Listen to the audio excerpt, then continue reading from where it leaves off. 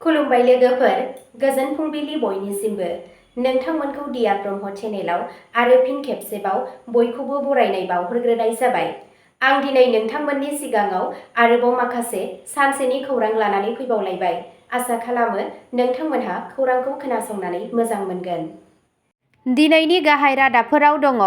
आसाम सरकारा अरुणोदय स्किमनि सिङाव 40 लाख आइजोफोरनो 3,600 कौटि रां रानदों। हिमन्त बिश्व शर्मा बिथाङा सनापुराव आसामनि गिबि बिगियान नोगोरखौ बेखेवबाय। आसामा फोरोंगिरि सोलायनाय नेमफोरखौ गोरलै खालामना होबाय। आसाम सीएमआ गुवाहाटीआव महाराजा प्रिटु फ्लाइअभारखौ बेखेवदों। पीएम किसाननि 22थि खोन्दोखौ 13 मार्चआव फोसावनाय जागोन। BCCIआ टीम इन्डियानो 131 कौटि रांनि नोगोद बान्था फोसावदों। गुवाहाटीआ IPLनि मोनथाम बादायलायनायखौ खुंगोन। दानिया फैदो आबुं रादाबाव। गिबि खौराङावनो दङ। आसाम सरकारा अरुणोदय स्किमनि सिङाव 40 लाख आइजोफोरनो 3,600 कौटि रां रानदों। आसाम सरकारा 10 मार्चखालि हादोरसानि गाहाय अनसाइ मावथांखि अरुणोदय स्किमनि सिङाव सा 40 लाखसो आइजोफोरनो 3,600 कौटि रां रानना होदों। साफ्रोमबो मुलाम्फा मोनग्राफोरा गावसोरनि बेंक एकाउन्टआव डाइरेक्ट बेनिफिट ट्रेन्सफार (DBT)नि गेजेरजों 9,000 रां मोननो हाबाय। बे राननाय हाबाफारिखौ गुवाहाटीआव गिबि मन्थ्रि हिमन्त बिश्व शर्मानि नुजाथिनायाव खुंफुंनाय जायो। बे राङाव जानुवारिनिफ्राय जागायनाय 4 दाननि थाखाय राङारि अनसुंथाइजों लोगोसे बैसागु फोरबोनि थाखाय उफ्रा रां होनाय जादों। बे स्किमनि सिङाव रांखान्थियारि लोरबां नखरफोरनि मोनथाव आइजोफोरखौ सरासनस्रायै दान मोनसेयाव 1,250 रां हेफाजाब महरै होयो। नैथि खौराङाव दङ।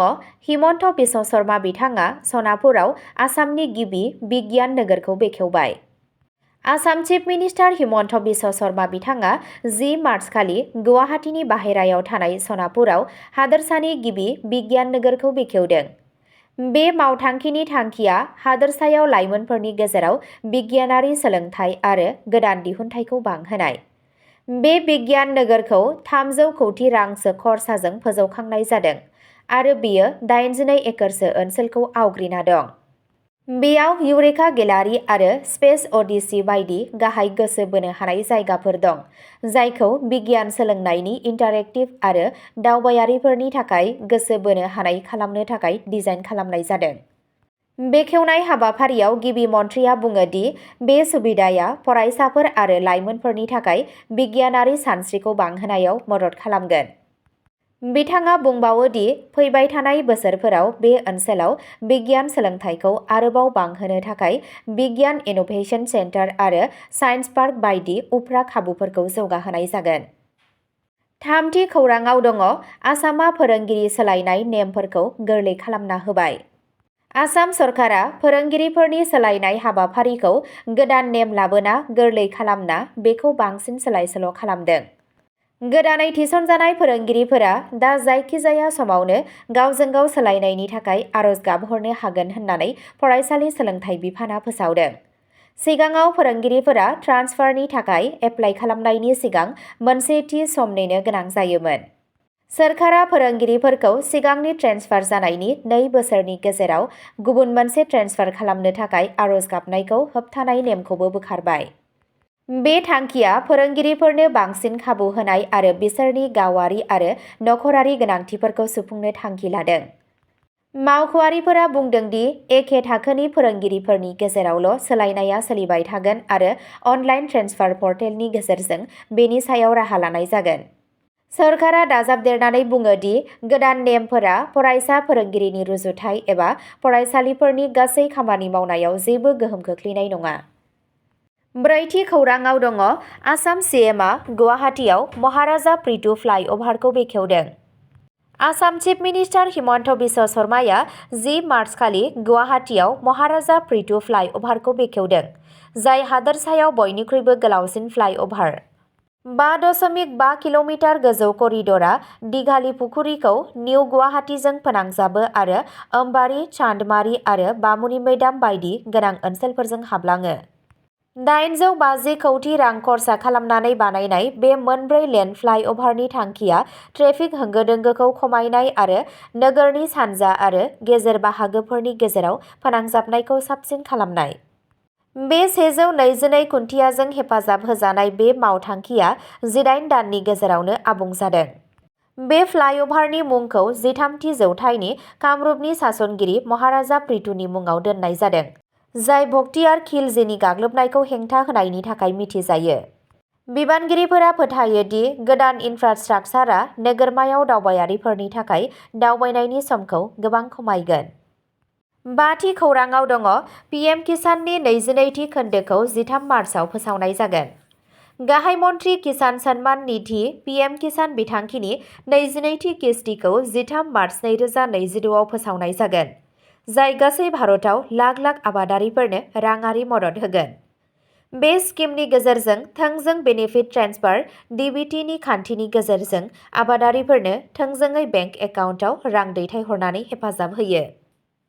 पिएम किसाननि सिङाव मोनथाव आबादारिफोरा बोसोरफ्रोमबो 2,000 रांनि मोनथाम समान किस्तिफोराव 6,000 रां मोनो। बे राङारि अनसुंथाइनि थांखिया आबादारिफोरखौ आबाद खरसाखौ सुफुंनो आरो बिसोरनि जिउ खुंनायाव मदद होनाय। 6थि खौरांआव दङ बीसीसीआईआ टीम इन्डियानो 131 कौटि रांनि नोगोद बान्था फोसावदों। भारतनि क्रिकेट कन्ट्रल बर्ड (बीसीसीआईआ) आईसीसी हौवाफोरनि टी20 बुहुम काप 2026 आव जारिमिनारि देरहानायनि उनाव भारतनि नेशनेल क्रिकेट टीमनो 131 कौटि रांनि नोगोद बान्था होनो फोसावदों। बान्थाखौ गेलेगिरिफोर, कचिं स्टाफ, हेफाजाबगिरि आरो सायख'गिरिफोरनि गेजेराव राननाय जागोन। भारतआ आहमदाबादनि नरेन्द्र मदि स्टेडियामाव जानाय फाइनालाव निउजिलेन्ड हादोरारि क्रिकेट टीमखौ 96 रानजों फेजेननानै बादायलायनायखौ देरहादों। बे देरहानायजों लोगोसे भारतआ जाफुंसारै गावनि बिमुंखौ रैखा खालामनो हादों आरो टी20 बुहुम कापखौ लाखिनो हानाय गिबिसिन हानजा जानो हादों। बे देरहानाया भारतनि 3थि टी20 बुहुम कापनि बिमुंबो जानो हादों, जाय बिथांमोनहा टुर्नामेन्टनि जारिमिनाव बयनिख्रुइबो जाफुंसार हानजा जानो हादों। बीसीसीआईआ गासै टुर्नामेन्टनि समाव हानजाखौ साबसिन दिन्थिफुंनायनि थाखाय साबायखर बावो आरो बिथांमोननि जारिमिनारि जाफुंसारनायखौ बाख्नायदों। 7थि खौरांआव दङ गुवाहाटीआ आईपीएलनि मोनथाम बादायलायनायखौ खुंगोन। गुवाहाटीआव क्रिकेट मोजां मोनगिरिफोरा फैबाय थानाय सिजनआव इन्डियान प्रिमियार लीगनि मोनथाम मेचफोरखौ नुनो मोनगोन। बे बादायलायनाया बारसापारानि आसाम क्रिकेट एस'सिएशन स्टेडियामाव जागोन। मावख'गिरिफोरा फोरमायनाय बादिब्ला राजस्थान रयेल्सआ गुवाहाटीआव गावसोरनि नखरारि मोनथाम मेचखौ गेलेनो खावलायदों आरो भारतनि क्रिकेट कन्ट्रल बर्डआ बे खावलायनायखौ गनायथि होदों। फ्रेन्चाइजीआ आईपीएल गेलेनायनि थाखाय गुवाहाटीखौ गावनि नैथि नखरारि थावनि महरै बाहायदों। बे जौगाखांनाया ओनसोलनि मोजां मोनगिरिफोरनि गेजेराव रंजानाय सोमजिहोदों मानोना आईपीएल मेचफोरनि फैफिन्नाया सा-सानजा ओनसोलाव गेलेनायनि थुलुंगाखांनायखौ बांहोगोन होनना मिजिंथिदों। अब्ला दिनैनि खौरांआ एसेनोसै। नोंथांमोनहा सानफ्रोमबो फुंबिलि समाव बेबादिनो गोदान खौरांनि आपडेट मोननो थाखाय चेनेलखौ साबस्क्राइब खालामनानै लादो आरो खौरांखौ खोनासंनानै मोजां मोनोब्ला अन्नानै लाइक, शेयार आरो कमेन्टबो खालामनानै होलांब्लानो जाबाय। गोजोन्थों।